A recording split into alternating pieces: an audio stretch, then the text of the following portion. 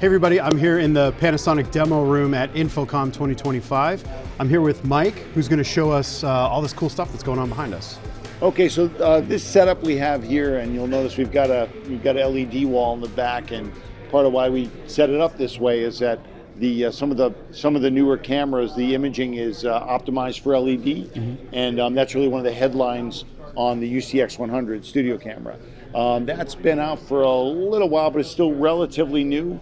What I mean by it's optimized for LED, it's two things. One is the colorimetry in the imager is tuned to the actual color wavelengths of green, red, and blue LED light, so that you get accurate color when you're shooting LEDs, and also it's easier to adjust the color.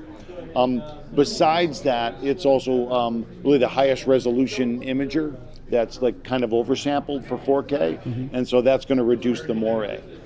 There's also an anti-moire filter option that we can drop in there on that. So again, this camera is really intended to address a lot of the pain points that people have now because of the ubiquity of LED displays and lighting, and actually LED practical lights too, which can cause even more problems. That same colorimetry is available in the UE160, the PTZ camera, which is our top of the line PTZ camera, also has anti-moire filter. So again, optimized for LED, and that's really why we have it set up that way. Incidentally, the UE160 also has an SFP cage where I can get a 2110 output. That's a 10 gig versus 25 gig. It's a single connection versus a dual connection for -7 redundancy. But otherwise, these guys share a lot in common. In particular, the look of the camera, the colorimetry of these cameras is going to match. This one's got more pixels, but they're the same pixels. I'll note one other one is the UE150 is also here. UE150's been a workhorse for a long time, and we used to do an upgrade of the optics for optical low pass to help with LED walls.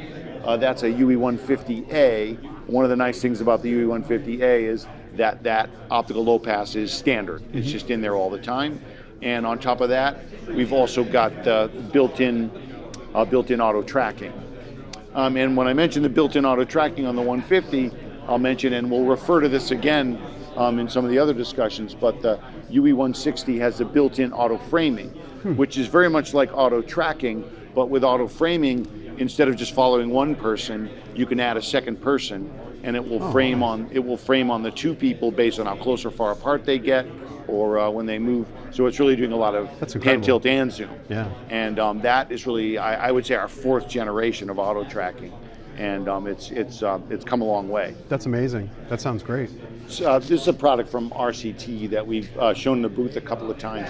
It is a controller that simulates a tripod on it with pan, tilt, and zoom, and actually from a crewing perspective, if you are a camera operator and you are operating one of these for a PTZ camera, that's still valid for the union. Yeah. So it's a lot of people prefer this to the joystick controller, but actually it helps with who I hire to run this. So it allows me to use a PTZ camera and hire the same camera operator who would be doing a hard camera, and it does the same protocol as the pan, tilt, zoom for the camera, so it makes it a fairly easy setup. That's great, and you can control multiple cameras from this unit right here? I can ping from one camera to the next. That's fantastic. And also control it on at a distance, and it works on the network. That's fantastic. I like that. All right, Mike, what are we looking at here? Okay, so here we're trying to really fully show the media production suite. Now, the media production suite is it's two things really. One is it's a free software that you can load on a laptop or anything that'll help you manage your PTZ network, and that includes things like device management. And this, if you've used our Easy IP in the past, that was just like a little program that helped you find all the IP addresses for all the cameras, reassign the IP addresses, assign a camera to a controller, just easily. And then also we've had various versions of PTZ control software, that is that comes up as another tab in there, and that's all just built on this whole thing as a media. It's what we call the media production And you said suite. free? And that's free. Wow. Yeah, that's free. Just download it, start, put it on a laptop, and attach it to the network that your PTZs and controllers. That's are on. amazing. And that's easy. And it actually, we had a lot of different pieces of freeware, but by putting it all in one place, we can keep it, maintain it, and version control and that. Now, we take advantage of that because this system is already there and connected to everybody's PTZs to build our applications onto it as plugins. Mm-hmm. And so that way you've already got the ability to set everything up with it, and then you can run your application.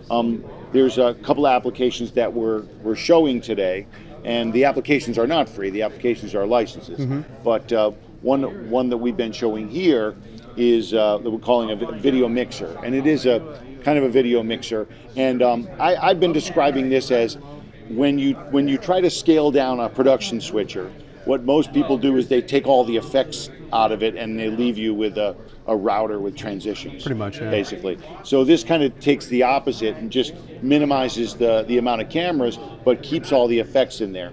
So, and makes it really just more of like an After Effects kind of a user interface. Mm-hmm. So here I can build multiple scenes, many as I want actually, depending on the capacity of the computer.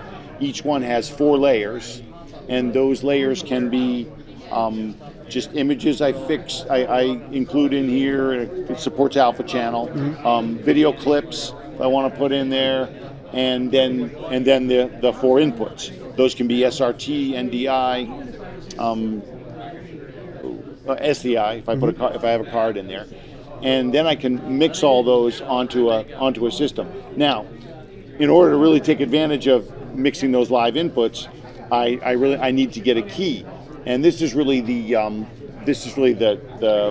most innovative thing is that we have AI keying on here, mm-hmm. and that's what we're showing here, where we can do a key of a person in front there without a green screen and without any special lighting.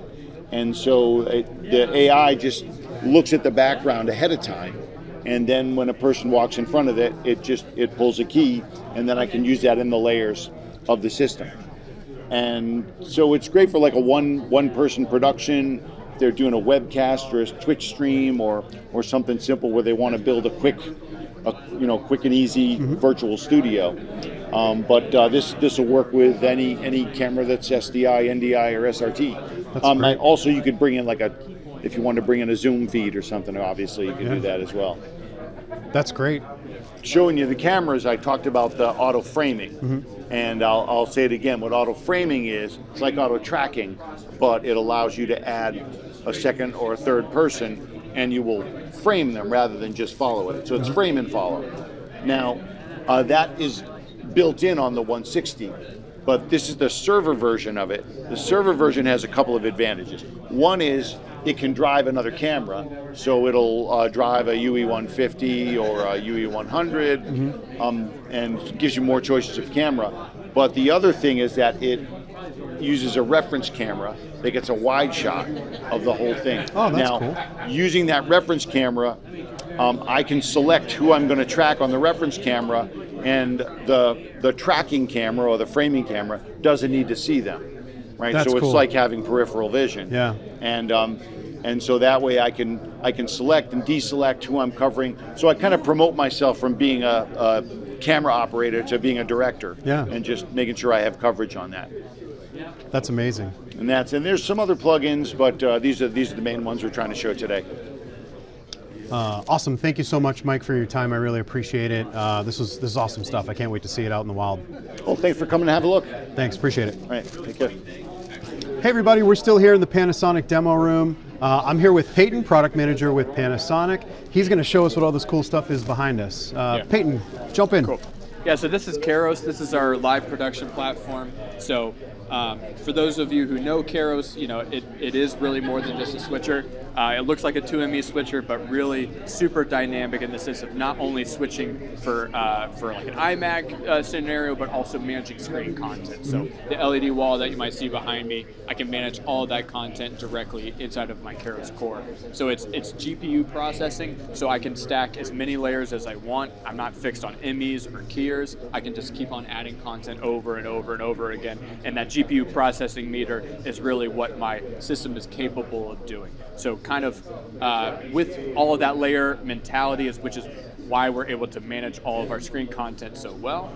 And it's as simple as just typing in resolution of all of that screen content inside of the Keros Creator software. And that's what this gas gauge is right here? That's our GPU? Yep, that's right. That's our GPU meter. So we can use different aspect ratios and formats. So, columns are being shown here, also widescreen content, all being driven directly from Keros without having to stitch MEs together or anything like that. That's great. So one of the big things that we're showing here at Infocomm is our new HDMI boards. So our HDMI boards are going to allow you to do 444 12-bit processing directly from internally in the core, which allows for custom EDIDs and all kinds of things. So I'm not stuck to that broadcast standard of baseband SDI. I can do all those signals directly from my Keros core. So not only SDI and HDMI, but 2110, SRT, RTMP. That's fantastic. It seems like a pretty powerful system. Yeah, very, very powerful. Yeah. Additionally, playback, all internal as well. So if you want to play back content, you've got vector scopes, waveform monitors, everything that you need to produce a show directly from your Keros core. Fantastic. Awesome. Thank you so Cool. much, Peyton. Yeah, thank you. I appreciate the time. Absolutely.